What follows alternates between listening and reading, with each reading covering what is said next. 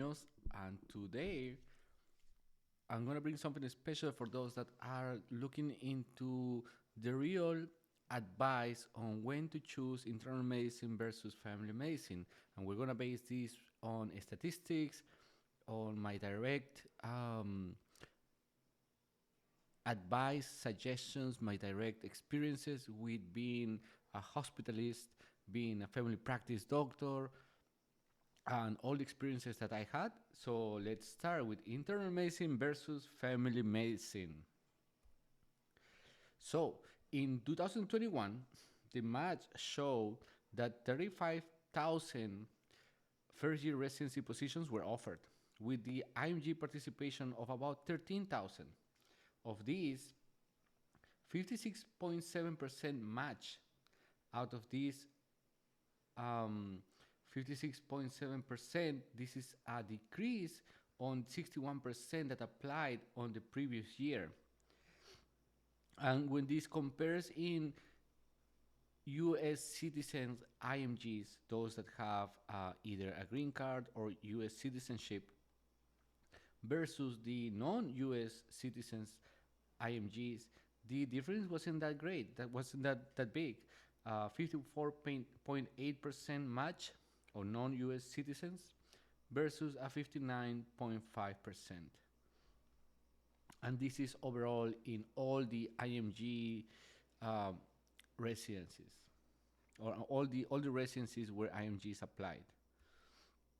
And this is a list that we're going to continue to see on all these presentations I will make on the top IMG friendly specialties by percentage. It means that of all these residency programs, they take IMGs.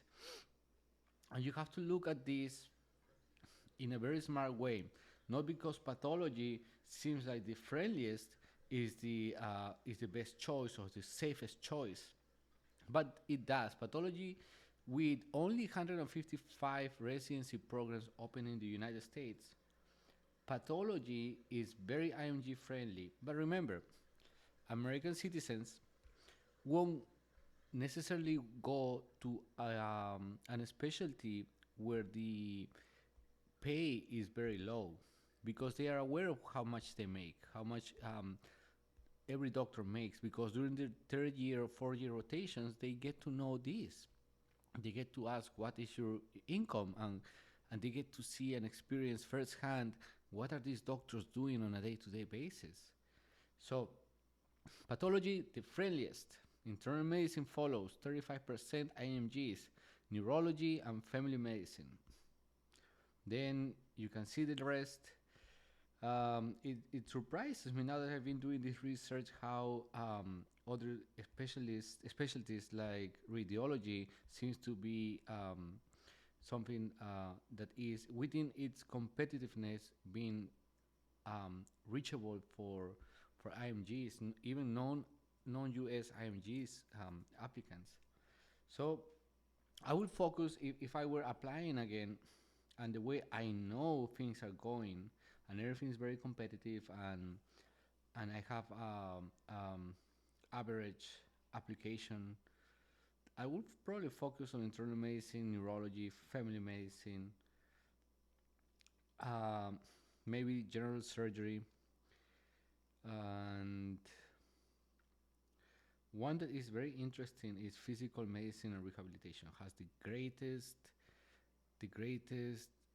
life balance situation set up, and is very relaxed, very little amount of medical malpractice, but it's growing. So not much has been said about this specialty, but I know that a lot of US graduates are going for this just because of the lifestyle. You'll never be on call for this specialty. All right, let's move to the next one. So internal medicine residency programs in the whole United States made up for 585 programs. And you can see each of these states, the amount of programs that they have, and why is this important. Whereas family medicine has 725, if you compare, for example, states like California, 69 programs for family medicine. California for internal medicine, 48 programs. So you have to look at going into the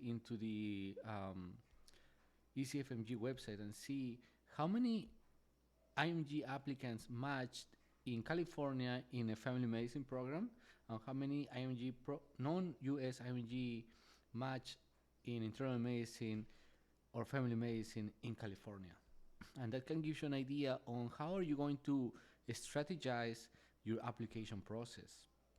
So not because one state has more openings or more residency programs, it means that they are taking the IMGs, non-US IMGs. It's something that you have to look at, and seriously, it is becoming more and more expensive. And usually, we say that for IMGs, non-US IMGs, with an average application pack, the minimum of applications you should send is 100. I would say 150, but with 150, you're already reaching like $3,000 on the application process alone. Leave alone what happened prior to that on taking the step 1, step 2, 2CK, the traveling, all the rotations. You already had spent $10,000 at the very least. So it becomes very important for you to strategize and not to leave this to luck or to a gamble, and see which states are really giving you the best chances. So we talk about the amount of programs in internal medicine, family medicine in the United States. Let's look at what you want to know. A day in the life of a family medicine doc. What's it like? So I have the same questions for internal medicine and family practice, and I am in a very unique position to respond to these questions because I'm a family practice doctor that currently is doing internal medicine work in the hospitalist program where I work. Hospitalist programs are mainly internal medicine, but they have started accepting family medicine docs. And so I'm one of those family medicine docs that is doing hospitalist work. I get the same pay as an internal medicine doc doing what we are doing together, and we do the same. But when I finished residency, I did 1 year of outpatient family practice. And at the end of that year, I did a combination or hybrid of outpatient family medicine and inpatient family medicine. I even ventured into urgent care work. So with all that experience, I want to answer these questions for you because these are important. Let's go. What do you wear and how do you dress to work each day? When I was working at the outpatient office or clinic, I had to wear formal clothing. So that means ties, shirts, dress pants, and a white coat. When I'm working at the hospital, I'm more relaxed. I can wear scrubs every day. I can also wear formal clothes, but that's very unusual. And when you do that, your friends will make fun of you because it is more common for us to wear scrubs. Next one. Ever have to do any research consult books? In the outpatient setting, because the complaints that happen there are very simple, you really don't have to do that much research, especially you're not in an academic program. In the inpatient setting, on the hospital side, because you face different pathologies that are acute and need a specific treatment, you are constantly doing research, reading journals, reading books. So inpatient medicine keeps you more in tune with medicine. Well, it also depends on your drive, right? If you are a very driven person, you will be reading and investigating, researching all the time. Next one. How do you deal with making the wrong diagnosis? In the outpatient setting, it's very difficult to make a wrong diagnosis because if it's something life-threatening, you already identify that and send this patient to the emergency department. So the responsibility to make a diagnosis falls in someone else. And in the outpatient setting, if you want to be very clinical, you can be that very clinical person and investigate as much as you can, order testing to get to a diagnosis. If you make a wrong diagnosis, um, like we always say, the best policy is to be honest and say, hey, I made a mistake. After more investigation and more research, I think your real diagnosis is this. Hopefully not much wrong has been done, and it's something that you can fix by talking honestly and openly with your patients. uh, Question number 4: is there pressure on the job? In the outpatient setting, the pressure is different, because in the outpatient setting, they your boss, your medical group, or yourself, if you're private and trying to to manage your private clinic, the pressure comes from the volume that you need to make up for your salary, not much of the problems of the patients, because these are simple problems. In the outpatient setting, there's also pressure from insurances groups that they want certain amount of paperwork on every visit. So imagine if you're doing a physical exam, a yearly physical exam, for a patient that is female and 40 years old. So the insurance, for them to pay you and to validate your contracts, they want you to provide information on all the histories, all the endoscopies, with information on the doctor's name that performed the surgery, or the doctors that ordered the colonoscopy, and what was the result, if the patient vaccinated or not, why is he not vaccinated. All these you have to document on your own. So it becomes very cumbersome, and it's a lot of paperwork. So for me, the pressure in the outpatient setting was coming from the paperwork and for the amount of patients that I was required to see on a daily basis. 30, 40 patients, it was overwhelming. And plus that, you have to also document. And plus, on top of that, you have to be a good doctor. And sometimes some patients don't take 5 minutes. Some patients take 20, 25 minutes. And there's phone calls and families calling you. So for me, that was the pressure. In the inpatient setting, the pressure is different. The pressure comes from having to get to a diagnosis and treat that efficiently in the shortest time as possible in a safe manner. So that's a different pressure. There also is pressure from being in a hospital and having to talk to nurses all day on what are their concerns. And even if you think their concerns are simple and they shouldn't be calling you for this, they have to call you, because this is a requirement from the hospital. It's a policy that they have to inform you things, and you have to give advice on that. Even if it's simple and it seems irrelevant, you have to. So the pressure in the inpatient setting is different, but to me it's more manageable. And do you have your own office or computer? Yes. Yes to the office, yes to the computer. We usually share the same, for hospitalist programs, we share the same space with other doctors and sometimes with nurses. 6, do you get to go upstairs and speak to friends all day? I get to be with my friends all day in the computer room. I get to go to the nurses stations and talk for a little bit, relax, and then continue to do my work. But mainly, to be honest, I just want to get my job done when I'm there.